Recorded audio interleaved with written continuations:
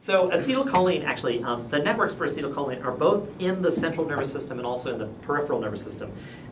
In the peripheral nervous system, there's some very important effects of acetylcholine. It turns out that every time a nerve actually meets muscle, okay, let's start with this down here. Every time the nerve meets muscle, like one of those motor neurons that's extending out of your spinal cord, one of those peripheral motor nerves, to promote contraction, the neurotransmitter that's released on the muscle at what we call the neuron meets muscle, muscular junction, the neuromuscular junction, that neurotransmitter is acetylcholine, and it provokes contraction of the muscle. Okay, so think about acetylcholine being very important in the peripheral nervous system. This is where it was first identified, of course. Otto Lowy, of course, he was looking at parasympathetic effects, autonomic neuron effects, right, on the heart.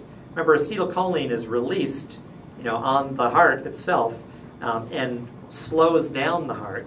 It turns out that even in the sympathetic nervous system, and don't panic, but there are some synaptic connections that are part of the sympathetic system that involve acetylcholine as the neurotransmitter. So drugs that influence the transmission of acetylcholine synapses can influence both parasympathetic and sympathetic systems. Okay, so just know that in the periphery, acetylcholine has pretty widespread effects. It can influence autonomic function, heart rate, breathing, all sorts of organ function, and it can also influence muscle contraction because it is the neurotransmitter that is released at the neuromuscular junction.